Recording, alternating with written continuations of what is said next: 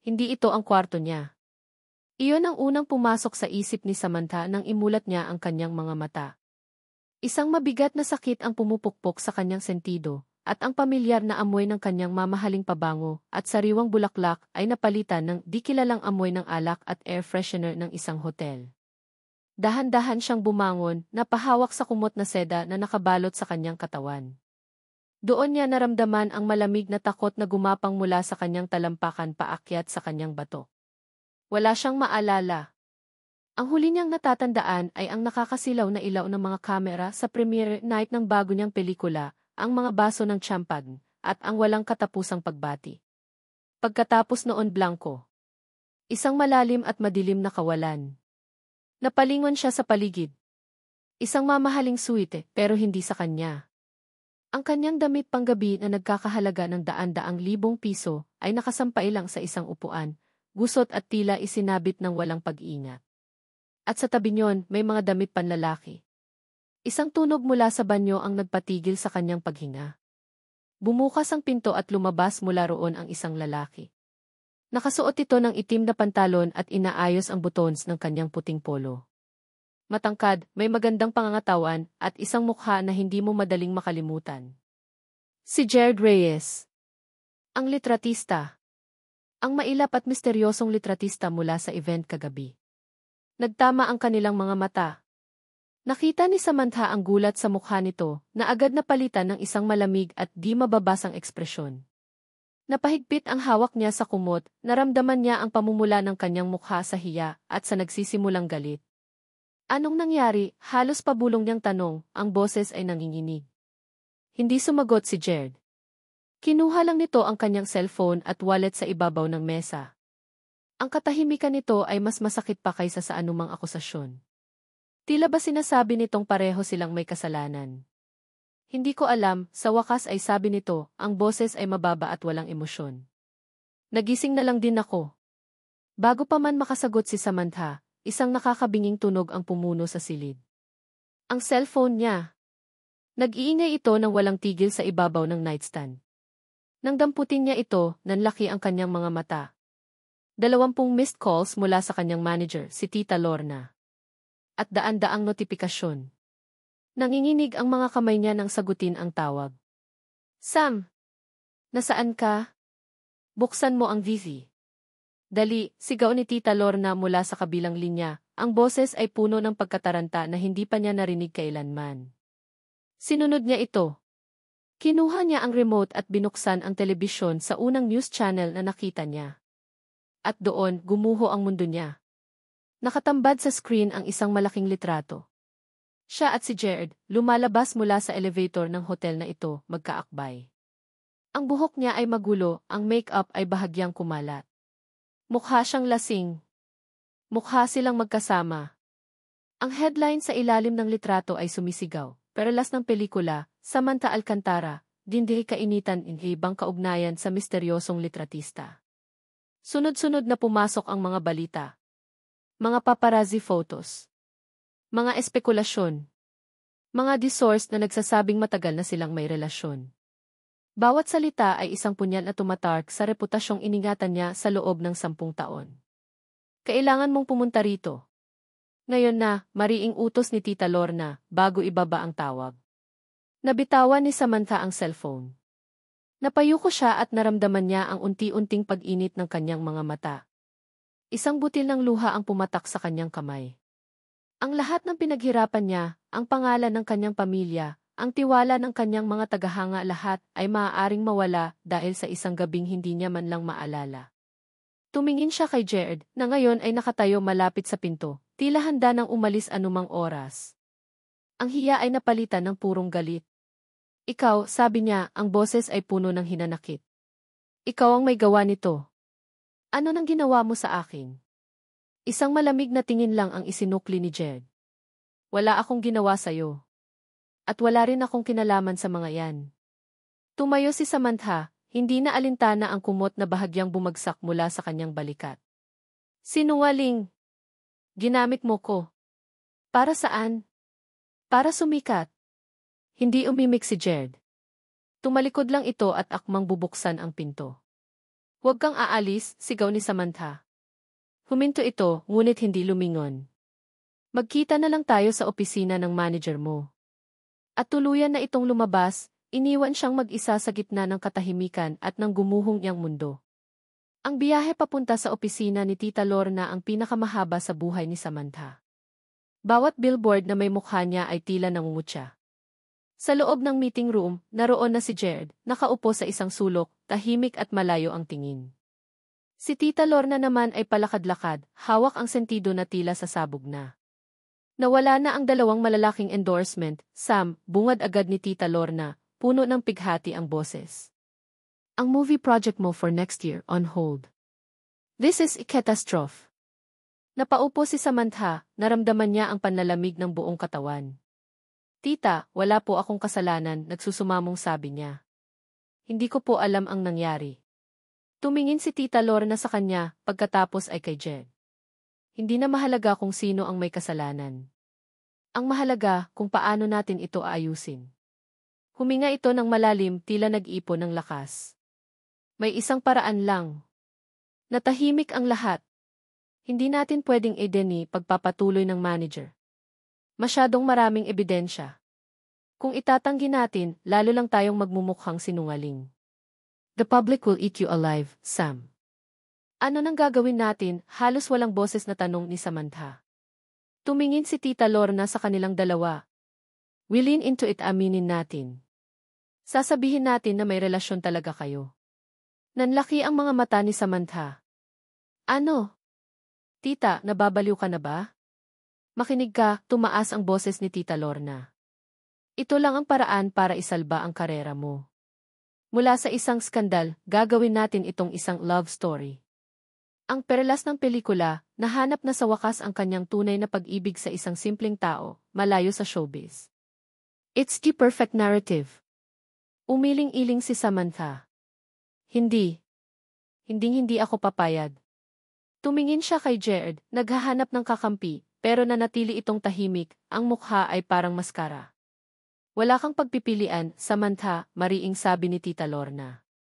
At para mas maging kapanipaniwala, kailangan ninyong magpakasal. Pakiramdam ni Samantha ay nabingi siya. Magpakasal? Sa lalaking ito na siyang dahilan ng kanyang pagkasira. Sa isang estranghero. May press conference na nakaschedule bukas ng hapon, sabi ni Tita Lorna, tila pinal na ang desisyon. Doon, aaminin ninyo ang inyong relasyon. At ikaw, Jerdy. Tumingin ito sa litratista. Magpo-propose ka. Sa unang pagkakataon, nagsalita si Jed. Ang boses niya ay kalmado, ngunit may bigat. Okay. Isang salita lang. Isang salita na parang martilyong pumukpok sa huling pag-asa ni Samantha. Para siyang ibinenta, isinuko, at ipinain para sa kapakanan ng isang karerang ngayon ay parang wala ng halaga. Kinabukasan, sa harap ng daan-daang kamera at mikropono, pakiramdam ni Samantha ay isa siyang manika na walang sariling isip. Ang bawat ngiti niya ay sinanay, ang bawat hawak sa kamay ni Jared ay nakakalkula. Sumagot sila ng mga tanong na inihanda ni Tita Lorna, habang ang puso niya ay walang tigil sa pagkabog sa kaba at pagkasuklam. Nang matapos ang question and answer portion, alam na niya ang susunod na mangyayari. Huminga siya ng malalim, pinipigilan ang mga luhang nagbabadyang tumulo. Sa gitna ng entablado, sa harap ng buong Pilipinas, dahan-dahang bumitaw si Jared sa kanyang kamay. Nagulat ang mga reporter. Natahimik ang lahat. Pagkatapos, sa isang iglap na parang nag-slow motion ang lahat, lumuhod ito sa harap niya gamit ang isang tuhod.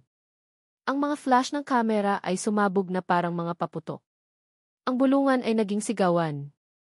Inilabas ni Jared ang isang maliit na itim na kahon mula sa kanyang bulsa.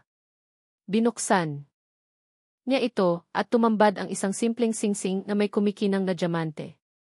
Itinaas nito ang kanyang tingin at sa isang saglit, sa gitna ng lahat ng pagkukunwari, nakita ni Samantha ang isang emosyon sa mga mata nito na hindi niya mabasa, isang bagay na malalim at komplikado. Samantha Alcantara, sabi nito, ang boses ay malinaw at matatag na umalinggaw sa buong hall. Will you marry me? Ang tanong ay binitawan sa hangin. Ang mga kamera ay nakatutok sa kanyang mukha. Ang buong mundo ay naghihintay sa kanyang sagot. At si Samantha, nakatayo roon, ay naramdamang siya na ang pinaka-nag-iisang tao sa buong mundo, binihag ng isang kasunduan na siyang tatapos sa kanyang kalayaan. Okay. Isang salita lang. Pero para kay Jared, ang salitang iyon ay parang isang kadena na kusang loob niyang ipinulupot sa kanyang liig. Habang nakaluhod pa rin siya sa entablado at isinusuot ang singsing sa daliri ni Samantha Alcantara, ang ingay ng mga kamera at palakpakan ng mga tao ay unti-unting humina sa kanyang pandinig. Ang tanging nakikita niya ay ang mga mata ng babae sa harap niya, isang magandang pares ng mga mata na ngayon ay puno ng pagkalito, sakit, at isang bakas ng pagkasuklam na para sa kanya lamang. Sa loob ng sasakyan pabalik walang nagsalita. Si Samantha ay nakatingin sa labas ng bintana, ang kamay na maisingsing ay nakakuyom sa kanyang kandungan na para bang gusto niya itong bunutin at itapon. Si Jared naman ay nakasandal lang, pinipilit na pakalmahin ang sarili. Nagawa niya ang kailangan niyang gawin. Pansamantala, ligtas siya. Ligtas ang kanyang pamilya. Pero ang pakiramdam ng pagiging bihag ay ngayon palang nagsisimulang kumapit. Pagdating sa kanyang maliit na apartment, ang una niyang ginawa ay hindi ang magbihis o magpahinga. Kinuha niya ang kanyang cellphone at nagdial ng isang numero na matagal na niyang hindi tinatawagan. Sumagot ito sa pangalawang ring. Napanood ko sa balita, sabi ng baritonong boses sa kabilang linya. Hindi ito tanong kundi isang pahayag. Ang boses ng kanyang ama, si Antonio Reyes. Magaling. Mabilis kang umaksyon. Napapikit si Jared. Wala akong ibang pagpipilian pa. Mayroon, mariing sagot ni Antonio. Pero pinili mo ang tama. Ang pinakamahalaga ay huwag kang gagawa ng ingay. Manahimik ka lang, sumunod sa agos. Kapag masyado kang napag-usapan, baka may mahalungkat sila na hindi dapat mahalungkat. Isang pamilyar na kaba ang gumapang sa dibdib ni Jared. Ito ang dahilan. Ito ang totoong dahilan kung bakit siya pumayag sa kabaliwang ito. Hindi lang para sa sarili niya. Walang makakahalungkat ng kahit ano, sabi niya, sinusubukang maging matatag. Siguraduhin mo lang, Jared. Ang pamilyang Alcantara masalimuot ang nakaraan nila. Huwag kang didikit masyado. Gawin mo lang ang trabaho mo bilang asawa niya sa papel, at pagkatapos ng isang taon, malaya ka na. Pagkababa ng tawag, napasuntok si Jared sa pader. Hindi sa galit, kundi sa pagkadismaya sa sarili. Muli, nagpatalo siya sa takot. Muli, pinili niyang magtago sa likod ng mga kasinungalingan. Makalipas ang 2 araw, nakaupo sila ni Samantha sa loob ng isang malamig at tahimik na opisina ng isang abogado.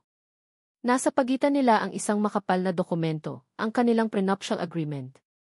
Ang kanilang kasunduan sa pagpapanggap. Binasa ng abogado ang mga mahahalagang probisyon na may monotonong boses. Article 1. The marriage is contracted for the sole purpose of mutual professional benefit and public image management. Article 2. The union shall be effective for a period of 1 calendar year. Article 3. There will be no claims on personal assets, present and future. Article 4. Both parties shall maintain separate private lives and are not obligated to conjugal intimacy. Bawat artikulo ay isang sampal sa konsepto ng kasal. Si Samantha ay walang imik, ang tingin ay blanko. Si Jared naman ay nakatitig lang sa dokumento, binabasa ang mga salitang magdidikta ng kanyang buhay sa susunod na 365 araw. Kung malinaw na ang lahat, maaari na kayong pumirma, sabi ng abogado, inilapag ang isang mamahaling pluma sa harap nila. Kinuha ni Samantha ang pluma ng walang pag-aalinlangan at mabilis na pinirmahan ang bawat pahina. Ang bawat galaw niya ay matigas at kontrolado. Nang matapos siya, itinulak niya ang dokumento papunta kay Jared nang hindi man lang siya tinitingnan. Kinuha ni Jared ang pluma. Naramdaman niya ang bigat nito sa kanyang kamay. Ito na iyon. Ang selyo ng kanyang kasinungalingan. Pumirma siya. Jared Reyes. Ang pangalan niya sa tabi ng pangalan ng babaeng kinasusuklaman siya. Ang paglipat sa penthouse ni Samantha ay mas mahirap kaysa sa inakala ni Jared. Ang apartment niya ay simple lang, puno ng mga libro, litrato, at mga gamit na may sentimental na halaga. Ang penthouse ni Samantha ay parang isang museo. Malawak, moderno, at malamig. Ang bawat kasangkapan ay mukhang mamahalin at hindi dapat galawin. Pakiramdam niya ay isa siyang dayuhan sa sarili niyang magiging tahanan.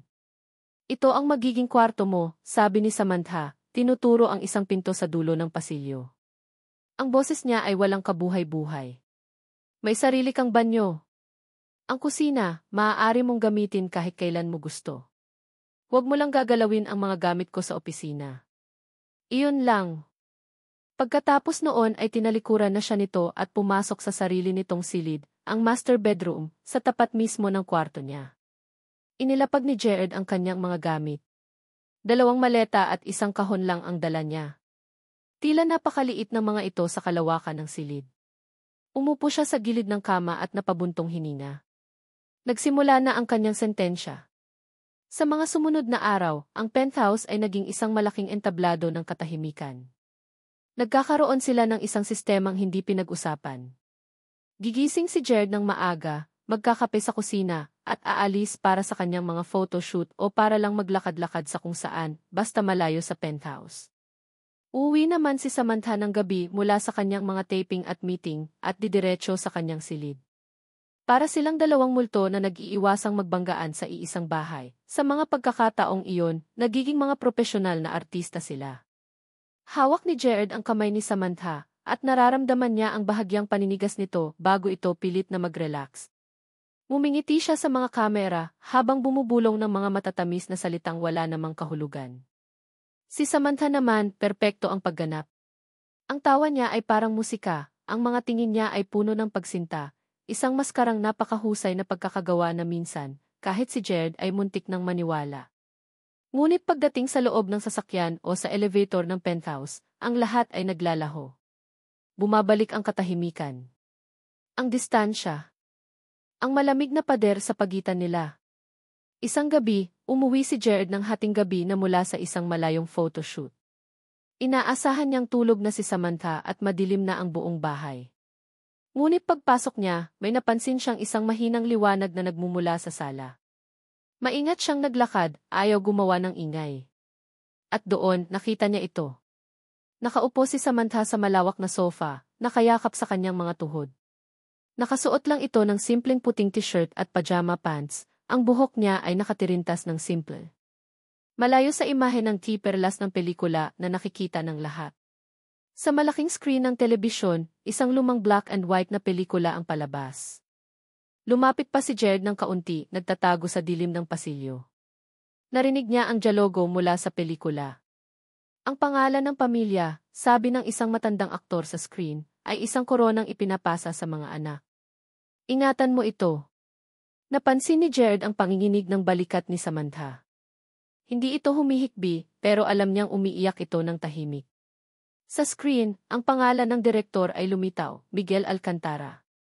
Ang kanyang ama.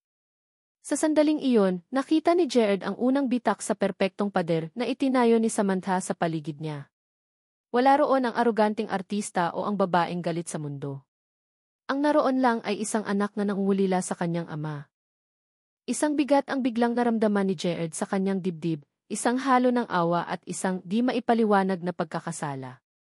Ang pangalang Alcantara, na dati ay simbolo lang ng isang gulo na kailangan niyang takasan, ay biglang nagkaroon ng mukha ng kalungkutan. Hindi niya namalayang napatagal siya sa panonood. Marahil ay naramdaman ni Samantha ang kanyang presensya, dahil bigla itong natigilan. Dahan-dahan itong lumingon sa kanyang direksyon. Ang kalungkutan sa mga mata nito ay agad na nawala, napalitan ng pamilyar na lamig at pagbabantay. Mabilis nitong pinunasan ang kanyang pisngi. Tumayo ito at hinarap siya. Ang sandali ng kahinaan ay tapos na. Kanina ka pa, tanong nito, ang boses ay matigas. Kararating ko lang, sagot ni Jed. Naglakad ito palapit sa kanya, bawat hakbang ay may bigat at determinasyon. Huminto ito sa mismong harap niya, sapat na ang lapit para makita niya ang pamumula ng mga mata nito. Tinitigan siya nito ng diretsyo, na para bang sinusubukang basahin ang kanyang kaluluwa. May itatanong ako sa'yo, sabi nito, ang boses ay mahina ngunit puno ng diin. Naghihintay lang si Jared. Bakit ka pumayag dito, Jared? Tanong nito, ang mga mata ay nanlilisik. Bukod sa para iligtas ang sarili mo. Alam kong may iba pang dahilan. Masyado kang mabilis na pumayag sa kabaliwang ito. Ano ang tinatago mo? Ang tanong ay tumama sa kanya na parang isang biglaang suntok sa sikmura. Ang mga salita ng kanyang ama ay umalinggaw sa kanyang isip. Huwag kang gagawa ng ingay. Baka may mahalungkat sila. Natigilan siya. Ang lalamunan niya ay biglang nanuyo. Anong isasagot niya? Na natatakot siya. Na may kinalaman ang pamilya niya sa isang nakaraang hindi dapat mabuksan. Na ang pangalang Alcantara ay may koneksyon sa pinakamalaking sikreto ng pamilya Reyes. Ang kanyang katahimikan ay naging sagot. Nakita niya ang pagbabago sa mukha ni Samantha. Ang hinala nito ay naging kumpirmasyon. Isang mapait na ngiti ang sumilay sa mga labi nito. Tumingin ito sa kanya na para bang isa siyang basurang napadpad sa mamahalin nitong tahanan. Alam ko na, bulong nito, bago siya talikuran at naglakad pabalik sa silid nito. Iniwan siyang nakatayo sa dilim, habang ang bigat ng tanong na iyon ay dahan-dahang dumudurog sa kanya. Ang tanong na binitiwan ni Samantha ay nanatiling nakabitin sa hangin sa pagitan nila sa mga sumunod na araw, isang hindi nakikitang pader na mas matibay pa kaysa dati. Kung dati ay tahimik lang sila, ngayon ay may kasama ng bigat at hinala. Bawat tingin ni Jared sa kanya ay parang may tinatagong sagot na ayaw nitong ibigay. At bawat tingin niya pabalik ay isang hamon na hindi nito pinapatulan. Kaya naman nang tumawag si Tita Lorna isang umaga, halos masuka si Samantha sa pinaplano nito. A trip to Tagaytay? Para saan? Tanong ni Samantha, habang nakatingin sa salamin at nag-aayos para sa isang maagang interview. Para sa image ninyo, of course, masiglang sagot ng manager niya. Kailangan ng publiko na makita kayong parang tunay na mag-asawa. Isang romantic getaway. Nakabook na ang isang villa para sa inyo this weekend. May mga paparazzi na rin akong inupahan para kumuha ng candid shots. Just be sweet to each other. Iyon lang. Tita, hindi ko kaya, mahinang sabi ni Samantha. Ang hirap. Walang mahirap sa isang artista na tulad mo, Samantha, mariing sagot ni Tita Lorna. Trabaho lang to, isipin mo na lang, isa itong mahabang eksena. Pagkatapos ng weekend, tapos na. Cut! Walang nagawa si Samantha kundi pumayag. Trabaho lang. Isang mahabang eksena. Paulit-ulit niyang sinabi iyon sa sarili habang nasa biyahe sila papuntang Tagaytay. Nakaupo si Jared sa driver's seat, ang mga mata ay nakatuon sa daan, ang mga kamay ay mahigpit na nakahawak sa manibela. Ang katahimikan sa loob ng sasakyan ay nakakabingi, mas masahol pa sa ingay ng traffic sa EDSA. Ang villa na nirentahan para sa kanila ay maganda. May malawak itong hardin at isang balkonahe na may perpektong tanawin ng Bulkang Taal. Pero kahit ang sariwang hangin at magandang tanawin ay hindi nakabawas sa bigat na nararamdaman ni Samantha. Ang unang araw ay lumipas na parang isang pelikulang pinipilit nilang gawin. Naglakad sila ng magkahawak kamay sa People's Park, alam na may mga matang nakatingin. Kumain sila sa isang restaurant na may kandila sa mesa, nag-uusap tungkol sa mga bagay na walang kwenta, ang panahon, ang pagkain, ang traffic. Lahat ay peke. Lahat ay para sa kamera. Kinabukasan, para makatakas sa pagkukunwari, nagpaalam si Samantha na maglalakad-lakad mag-isa sa may hardin. Ang daan ay medyo matarik at madaanan. Habang ninanamnam niya ang katahimikan at ang malamig na simoy ng hangin, hindi niya napansin ang isang maluwag na bato sa kanyang dinadaanan. Isang maling tapak. Naramdaman niya ang pagkawala ng kanyang balanse, ang biglang paglamig ng hangin habang gumugulong ang maliliit na bato pababa. Napasigaw siya, handa nang bumagsak. Ngunit hindi siya bumagsak. Isang malakas na braso ang humablot sa kanyang baywang mula sa likuran, hinihila siya pabalik sa matatag na lupa. Napasandal ang kanyang likod sa isang matigas na dibdib. Ang init ng katawan nito ay tumago sa manipis niyang damit. Okay ka lang? Ang boses ni Jared. Malapit. Malalim. At sa unang pagkakataon, narinig niya ang isang emosyon dito na hindi lamig o pagkainis. Pag-aalala. Dahan-dahan siyang humarap dito. Ang mga kamay nito ay nasa baywang pa rin niya. Ang mga mata nila ay magkalebel. Ang tibok ng puso niya ay malakas, at hindi na niya alam kung dahil ba sa takot sa muntik na pagkahulog, o dahil sa gulat sa biglaang pagkalapit nila. Nauutal niyang sagot. Salamat. Hindi agad bumitaw si Jared. Tinitigan siya nito na para bang tinitiyak na wala siyang galos. Mag-ingat ka, sabi nito sa wakas, bago marahang binitawan ang kanyang baywang. Ang pagkawala ng init ng mga kamay nito ay nag-iwan ng kakaibang lamig. Ang insidenteng iyon ang tila bumasag sa yelo sa pagitan nila. Noong gabing iyon, hindi na sila nagkulong sa kani-kanilang mga silid. Nagkataon silang parehong lumabas sa balkonahe, bit-bit ang kani-kanilang tasa ng kape.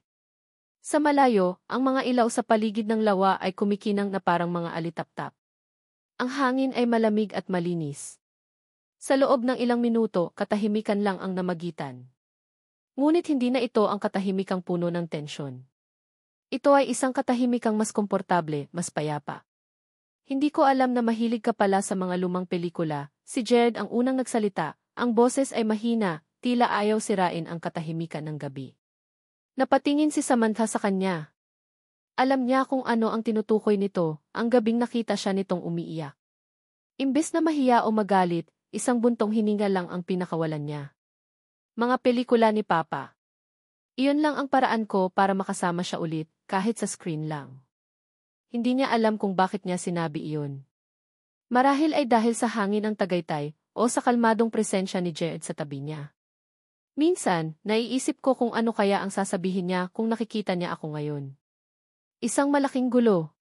Sigurado akong magiging proud pa rin siya sa'yo, sagot ni Jared, ang tingin ay nasa malayo. Sikat ka. Hinahangaan ng marami. Isang mapait na ngiti ang gumuhit sa labi ni Samantha. Ang kasikatan ay isang hawla, Jared. Isang magandang hawla pero hawla pa rin. Lahat ng galaw mo binabantayan. Isang pagkakamali lang tapos ka na. Tumingin siya kay Jared. Ikaw? Bakit ka laging nagtatago sa likod ng kamera? Ayaw mo ba sa atensyon? Yumiling si Jared. Mas gusto kong ako ang kumukuha ng litrato, hindi ako ang nasa litrato. Sa likod ng lente, ako ang may kontrol. Nakikita ko ang mundo sa paraang gusto ko. Walang pagkukunwari. Isang puno, isang bundok, isang paglubog ng araw, lahat sila ay totoo. Hindi sila nagsisinungaling. May bigat sa huling mga salita nito na tumagos sa puso ni Samantha. Hindi sila nagsisinungaling. Isang parinig na pareho nilang naintindihan. Sa unang pagkakataon, nakita niya ang isang bahagi ni Jared na hindi mailap o misteryoso. Nakita niya ang isang lalaking may sariling bigat na dinadala, isang lalaking naghahanap din ng katotohanan sa isang mundong puno ng pagkukunwari. Nagpatuloy ang kanilang usapan. Tungkol sa mga pangarap, tungkol sa mga takot, mga bagay na hindi nila kailanman napag-usapan kahit sa kanilang mga pinakamalapit na kaibigan. Nalaman niyang pangarap pala ni Jared na magkaroon ng sarili niyang gallery sa isang maliit na bayan sa tabi ng dagat. Nalaman naman nito na pangarap niyang umarte sa isang maliit na teatro, malayo sa pressure ng showbiz. Nang paubos na ang kape sa kanilang mga tasa, at ang hamog ay nagsimula ng bumagsak, tumayo na si Samantha para pumasok. Sam, tawag ni Jared na nagpatigil sa kanya. Humarap siya. Lumapit ito sa kanya, dahan-dahan, na parang isang hayop na ayaw makagulat ng isa pa. Huminto ito sa harap niya, at marahang itinaas ang kamay nito, hinahawi ang isang hibla ng buhok na naligaw sa kanyang mukha. Ang pagdampi ng mga daliri nito sa kanyang pisngi ay nagpadala ng kuryente sa kanyang buong katawan. I'm sorry, bulong nito. Para sa lahat. At bago pa man siya makasagot, marahan nitong inilapit ang mukha nito at hinagkan siya sa mga labi. Hindi ito tulad ng mga halik na ginagawa nila sa harap ng kamera, mga halik na malamig at walang buhay. Ito ay malambot, mabagal, at puno ng isang emosyon na hindi pa niya naramdaman kailanman. Hindi ito pag-arte. Hindi ito para sa mga paparazzi na maaaring nagtatago sa kung saan. Ito ay totoo. At dahil totoo, nakakatakot. Kusang pumikit ang kanyang mga mata, at sa isang sandali, hinayaan niya ang kanyang sarili na malunod sa pakiramdam na iyon. Ngunit kasing bilis ng pagdating nito, natapos din ito. Lumayo si Jared, ang mga mata ay puno ng di mabasa ngunit matinding emosyon. Walang nagsalita. Tinalikuran siya ni Jared at pumasok sa loob. Naiwan si Samantha sa balkonahe, ang mga daliri ay nakahawak sa kanyang mga labi, ang puso ay kumakarera. Ang eksena ay tapos na, pero pakiramdam niya, ang totoong kwento ay ngayon palang nagsisimula. Pagbalik nila sa Manila, ibang-iba na ang pakiramdam. Ang katahimikan sa penthouse ay hindi na nakakabingi, kundi puno na ng mga hindi masabi, ngunit nararamdamang mga bagay. Nagkakangitian na sila kapag nagkakasalubong sa pasilyo. Minsan, ipinagluluto siya ni Jared ng almusal. Mga maliliit na bagay na unti-unting gumigiba sa pader na itinayo niya. Isang hapon, habang wala si Samantha, naglilinis si Jared ng kanyang mga gamit sa kamera sa itinalagang studio para sa kanya sa isang sulok ng penthouse. Ang kwartong ito ay ang kanyang naging kanlungan, ang tanging espasyo na pakiramdam niya ay tunay na kanya sa malawak na bahay na iyon. Habang inaayos niya ang isang lens, aksidente niyang nasagi ang isang nakatambak na kahon ng mga lumang gamit niya. Gumulong mula rito ang isang maliit na silver na susi. Pinulot niya ito.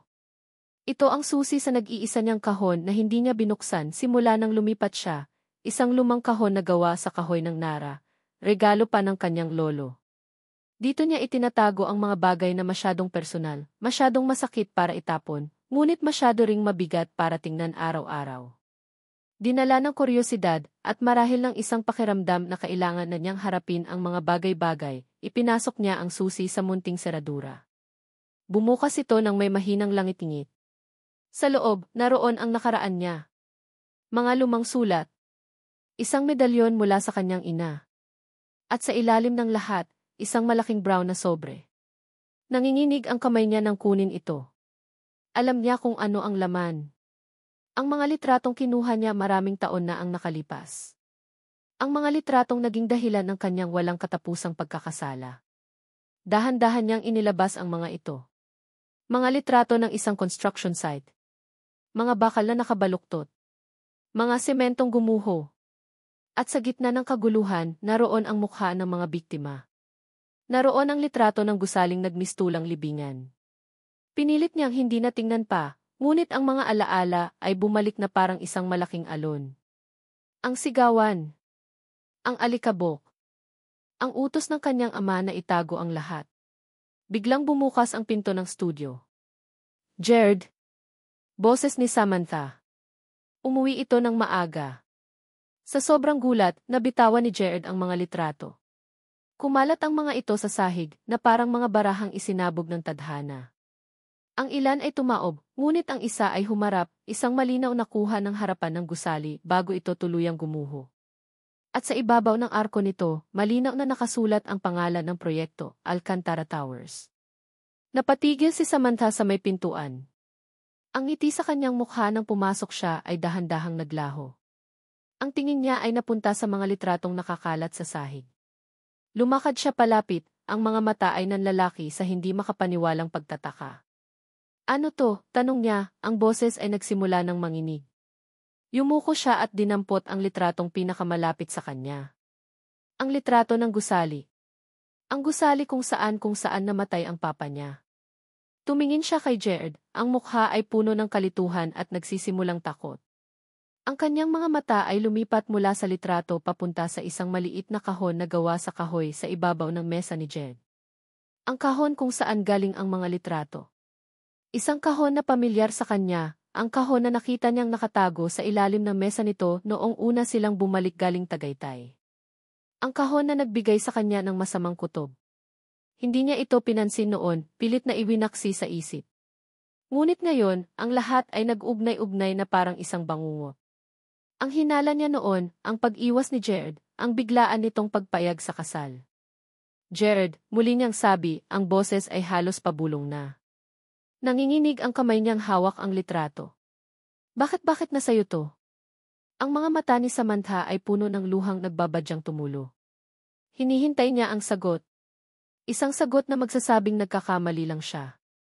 Isang sagot na magpapaliwanag ng lahat. Ngunit ang nakita lang niya ay ang pamumutla sa mukha ni Jared, ang pagkakasala sa mga mata nito, at ang katahimikang sumisigaw ng katotohanang ayaw niyang marinig. Ang mga sumunod na taon ay lumipas na parang isang panaginip na hindi inakala ni Jared na mangyayari. Ang tanong ni Samantha tungkol sa mga litrato ay sumabog na parang bomba sa pagitan nila. Sa gabing iyon, umamin si Jared, isang kalahating katotohanan na binalot sa isang kasinungalingan para protektahan ang sarili. Sinabi niyang isa siya sa mga batang photojournalist na na-assign sa trahedya, na sa sobrang takot at pagkabigla, itinago niya ang mga litrato at hindi na muling tiningnan.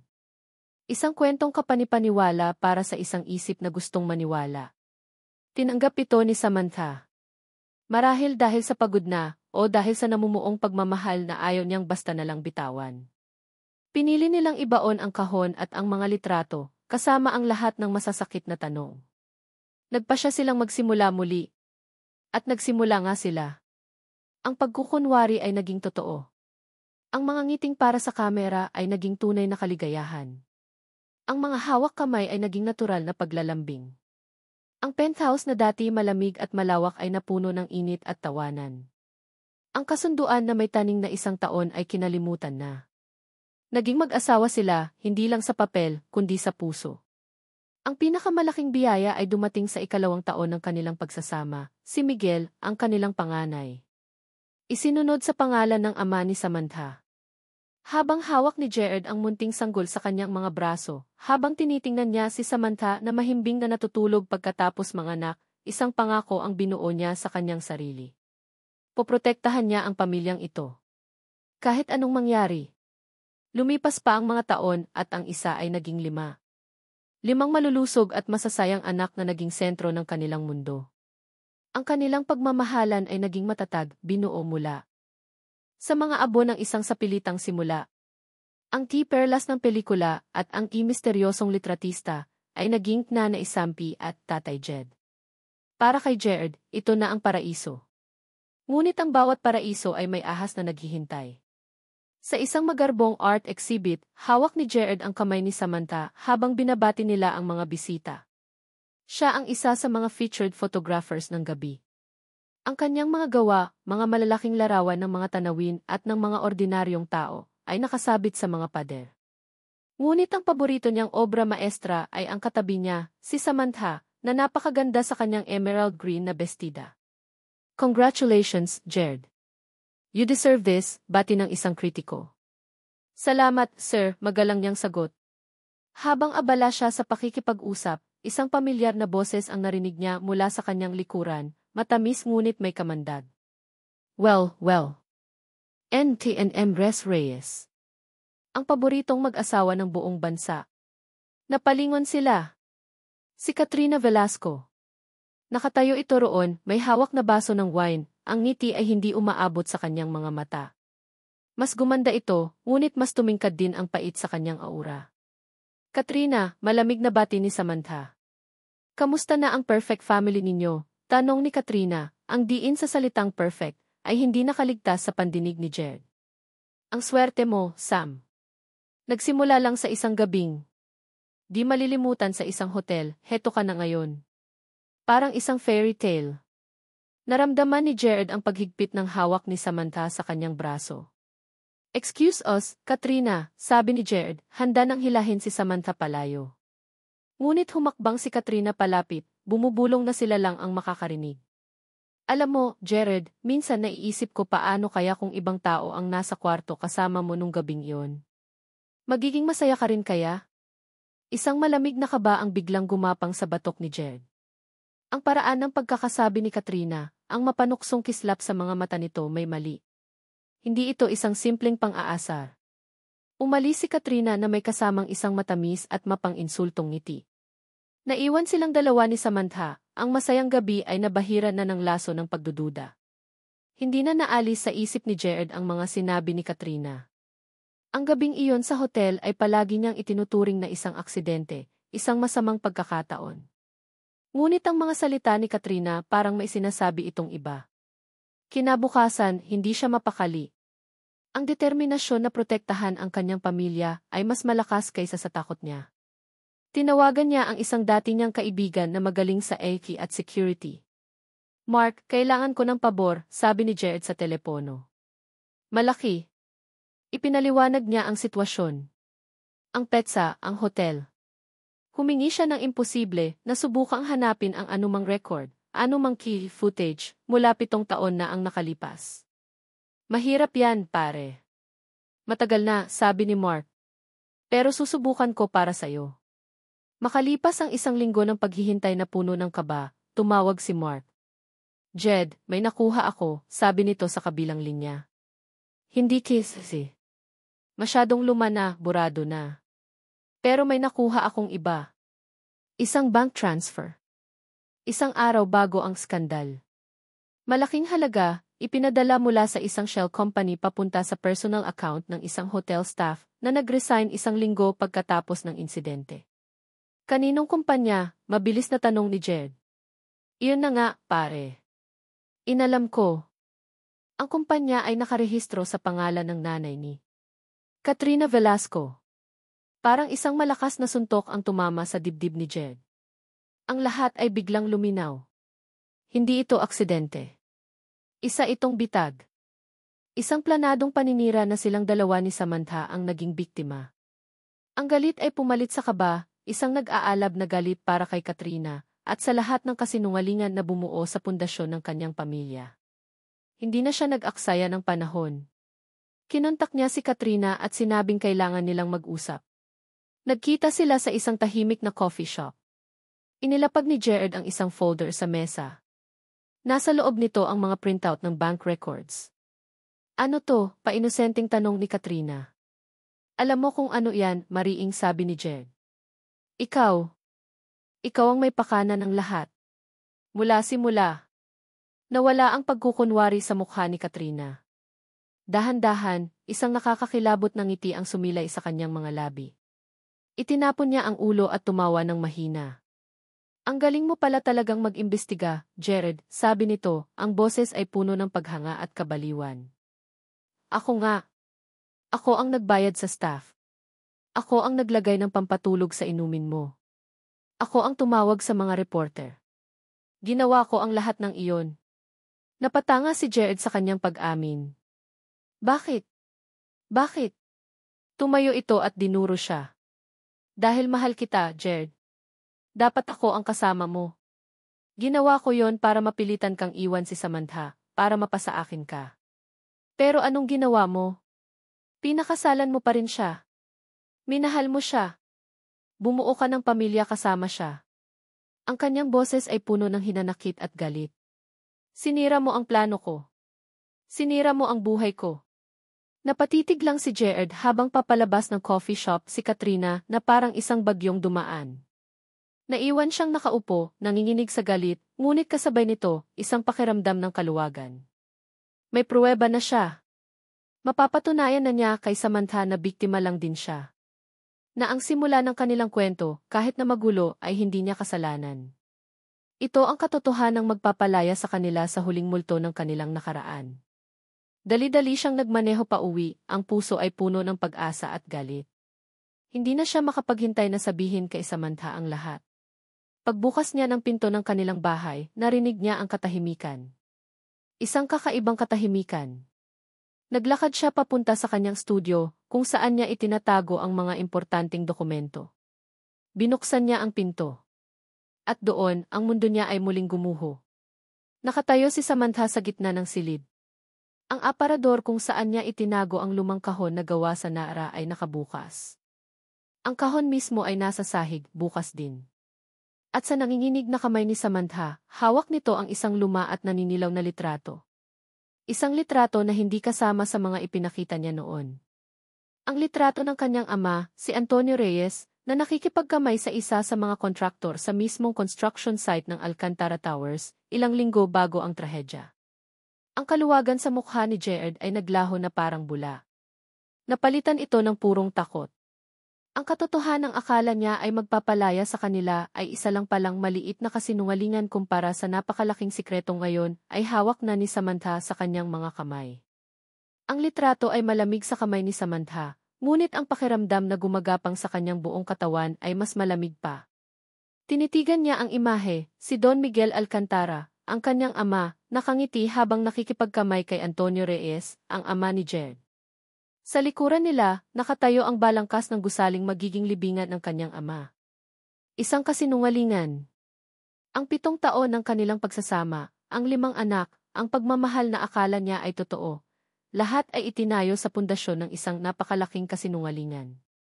Tumingala siya mula sa litrato at tiningnan si Jared na nakatayo sa may pinto. Ang mukha ay putlang-putla, ang mga mata ay puno ng pagkataranta. Ang pag-asa at galit na nakita niya sa mukha nito kanina ay naglaho na, napalitan ng itsura ng isang taong nahuli sa akto. Ano to, Jared? Ang boses ni Samantha ay mahina, basag, ngunit may talim na kayang humiwa. Hindi na ito ang tanong ng isang babaeng naguguluhan. Ito ay ang tanong ng isang hukom na naghahanap ng katotohanan. Sam! Magpapaliwanag ako, sabi ni Jared, humakbang palapit. Huwag kang lalapit, sigaw ni Samantha, ang boses ay biglang tumaas, puno ng sakit at galit. Itinaas niya ang litrato. Ano to? Ang sabi mo, isa ka lang batang photojournalist na na-assign doon. Pero bakit kasama ang papa mo sa mga litrato mo? Bakit hindi mo to sinabi? Sa akin. Walang makuhang salita si Jed.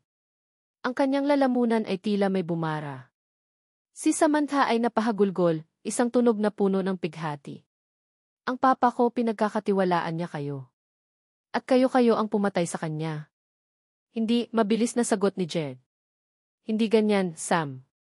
Hindi ko siya pinatay. Pero may alam ka, giit ni Samantha, lumuluha habang papalapit siya kay Jed, sinusuntok ang dibdib nito. Ang bawat suntok ay mahina, puno ng kabiguan. Alam mo ang lahat mula pa sa simula. Ang kumpanya ng papa mo ang supplier ng mga materyales sa gusaling yon, hindi ba? Mga substandard na materyales. Iyon ang dahilan kung bakit gumuho. At ikaw ang kumuha ng ebidensya, pero itinago mo. Pinrotektahan mo siya. Ang bawat salita ay isang katotohanang matagal ng kinatatakutan ni Jed. At ngayon, lahat ay lumalabas na parang lason. Sam, pakinggan mo ako. Nagsusumamong sabi ni Jed, hinahawakan ang mga kamay ni Samantha. Bata pa ako noon, natakot ako, pinilit ako ni Papad. Huwag mong gamitin ang papa mo, sigaw ni Samantha, hinila ang kanyang mga kamay. Pareho lang kayo. Mga manloloko. Mga sinungaling. Napatawa siya, isang tawang walang bahid ng saya, puno ng kabaliwan. Kaya pala ganoon ka nalang kabilis pumayag sa kasal. Isang malaking cover-up. Para mapalapit ka sa pamilya Alcantara, para masigurong walang makakaalam, para bantayan ako. Ang galing! Ang galing ng plano ninyo. Hindi yan totoo, Sam. Mahal kita. Ang pagmamahal ko sa'yo, yun ang totoo. Pagmamahal, dinura ni Samantha ang salita na parabang isa itong lason. Ang pagmamahal mo ay itinayo sa mga buto ng papa ko. Ang 5 anak natin, ang pamilyang binuo natin, lahat ito ay isang malaking kasinungalingan. Ang sakit ay napakalaki, napakabigat, na tila hindi na niya kayang huminga. Ang bawat masayang alaala nila, ang kanilang kasal, ang binyag ng mga anak nila, ang mga gabing puno ng tawanan, lahat ay nabahiran na ng dumi ng panloloko. Ang lalaking minahal niya ng buong puso ay hindi lang pala isang estranghero, kundi anak ng taong may kinalaman sa pinakamalaking trahedya ng buhay niya. Hindi na niya kaya. Tinalikuran niya si Jared at naglakad palabas ng silid. Ang bawat hakbang ay mabigat. Saan ka pupunta? Humahabol na tanong ni Jared, ang boses ay puno ng desperasyon. Huminto si Samantha sa may pinto ng silid ng mga anak nila. Nakita niya ang mga ito sa loob, naglalaro, walang kamalay-malay sa mundong gumuguho sa paligid nila. Ang mga mukha nila ay pinaghalong itsura niya at ni Jed. Ang mga anak ng pag-ibig at kasinungalingan. Aalis ako, sabi niya, hindi lumilingon. At isasama ko ang mga anak ko. Sam, wag mong gawin to, parang awa mo na, pagmamakaawa ni Jed, nakaluhod na sa likuran niya. Wag mong kunin sa akin ang mga anak ko. Wag mo akong iwan. Dahan-dahang lumingon si Samantha. Ang mukha niya ay wala ng emosyon, blanko na parang isang manika na nasira. Ang mga luha ay tumigil na sa pag-agos, napalitan ng isang malamig at matigas na desisyon. Tinitigan niya si Jared, ang lalaking minahal niya, ang lalaking sumira sa kanya. Pinatay mo ulit ang papa ko, Jed. Sa bawat araw na nagsinungaling ka sa akin, sa bawat halik, sa bawat yakap, pinapatay mo siya ng paulit-ulit, sabi niya, ang bawat salita ay isang punyal. At pinatay mo rin ang pagmamahal ko sa'yo. Tumalikod siya, hindi na muling lumingon. Naglakad siya papasok sa silid ng mga anak niya at isinara ang pinto. Ang malakas na kalabog ng pagsara ng pinto ay umalinggao sa buong penthouse. Naiwan si Jared sa labas, nakaluhod sa sahig, mag-isa sa gitna ng katahimikan ng isang nasirang tahanan, habang ang tunog ng isinarang pinto ay ang huling nota sa kanilang natapos na awit ng pag-ibig. Ang katahimikan na iniwan ni Samantha ay mas malakas pa sa anumang sigaw. Sa loob ng 3 araw, ang penthouse na dati puno ng buhay ay naging isang malawak na mausoleum. Ang mga laruan ng mga bata na nakakalat sa sahig, ang munting sapatos ni Bunso sa tabi ng pinto, ang amoy ng pabango ni Samantha sa kanilang unan, lahat ay mga paalala ng isang buhay na ninakaw mula sa kanya. Hindi kumakain si Jed. Hindi natutulog. Nakaupo lang siya sa dilim ng sala, iniinom ang pait ng kanyang pagsisisi, habang paulit-ulit na pinapanood sa kanyang isip ang huling tingin ni Samantha, isang tinging blanko at patay. Ang mga tawag niya ay hindi sinasagot. Ang mga text niya ay hindi binabasa. Nawala si Samantha at ang mga anak nila na parang bula. Sa ika-4 na araw, isang imahe ang biglang pumasok sa kanyang isip, ang mga mukha ng kanyang mga anak. Si Miguel na may mga mata ni Samantha. Si Angela na may ngiti niya. Ang 3 pa nilang maliliit na anghel. Isang biglaang sakit ang tumusok sa kanyang puso, mas matindi kaysa sa sakit ng pag-iwan ni Samantha. Ang sakit ng pangulila sa mga anak niya. Tumulo ang luha sa kanyang mga mata. Ngunit sa pagkakataong ito, hindi ito luha ng pagkawala, kundi luha ng isang bagong determinasyon. Hindi pa huli ang lahat. Mali siya. Nagkamali siya ng paulit-ulit. Nagtago. Nagsinungaling. Naging duwag. Pero tapos na iyon. Hindi niya kayang ibalik ang nakaraan, pero kaya niyang harapin ito. Para sa kanyang mga anak. Para sa huling hibla ng pag-asang maibalik pa ang pamilya niya. Tumayo siya. Sa unang pagkakataon sa loob ng maraming araw, binuksan niya ang mga kortina. Pumasok ang liwanag, sinasaktan ang kanyang mga mata, ngunit tinanggap niya ito. Ang una niyang pinuntahan ay ang kanyang studio. Ang lugar ng krimen. Kinuha niya ang kahon ng mga litrato. Pero ngayon, hindi na niya ito tinitingnan ng may takot. Tinitingnan niya ito na parang isang investigador. Kailangan niyang malaman ang buong katotohanan, hindi lang ang kalahating katotohanang ibinigay sa kanya ng kanyang ama. Isa-isa niyang inilatag ang mga litrato sa isang malaking mesa. Pinag-aralan niya ang bawat detalye, bawat anino, bawat mukha sa background. Ginamit niya ang kanyang mga kagamitan sa photography, ang kanyang mga lente, para i-magnify ang bawat sulok.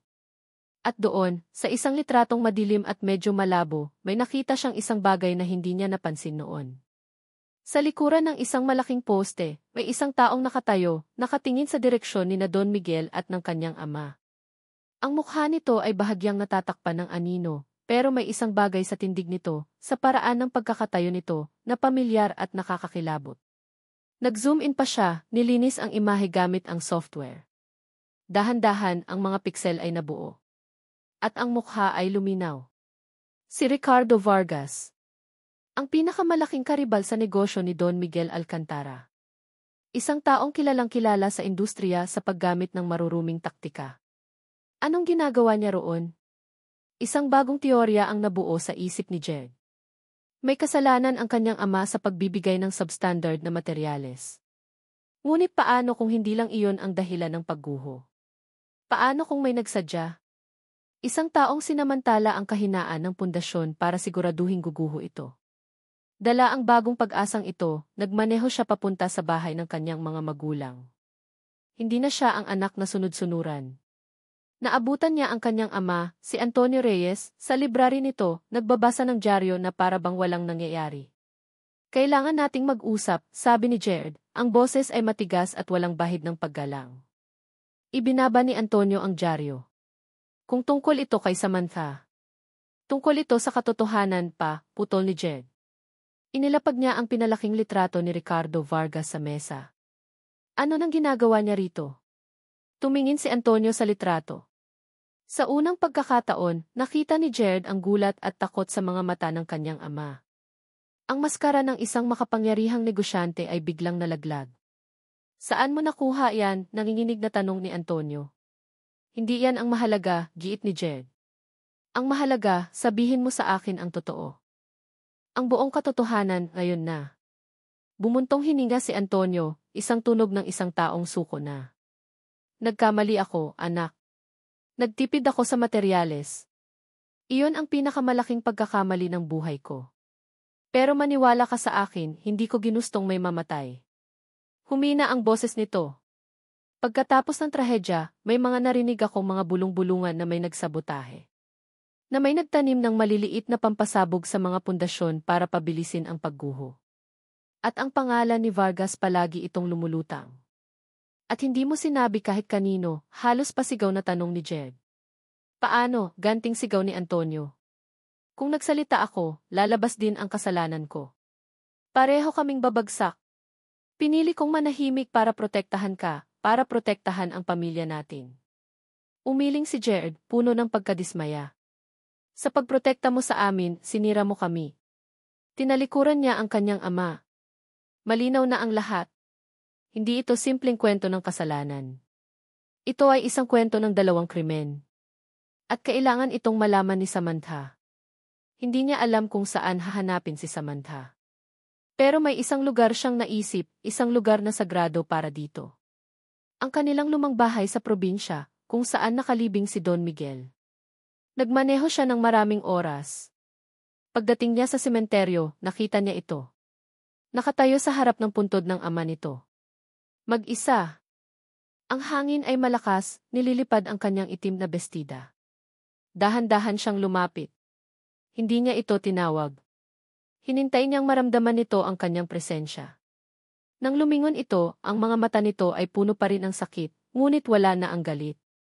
Napalitan ito ng isang nakakapagod na kalungkutan. Anong ginagawa mo rito? Tanong nito, ang boses ay pagod. Walang sinabi si Jed. Dahan-dahan, inilapag niya ang mga litrato sa ibabaw ng puntod ni Don Miguel. Ang litrato ni Antonio Reyes. Ang litrato ni Ricardo Vargas. Ang dalawang mukha ng katotohanan. Hindi ako naparito para humingi ng tawad, Sam, mahinang sabi ni Jed. Dahil alam kong wala pa ako sa lugar para dyan. Naparito ako para ibigay sa iyo ang isang bagay na matagal ko nang ipinagkait. Yumuko si Samantha at tiningnan ang mga litrato. Ang kanyang noo ay kumunot sa pagtataka nang makita ang mukha ni Vargas. Ito ang buong katotohanan, pagpapatuloy ni Jed. May kasalanan ang papa ko. Isang kasalanan ang habang buhay niyang pagbabayaran. Pero hindi lang siya ang may sala sa pagkamatay ng papa mo.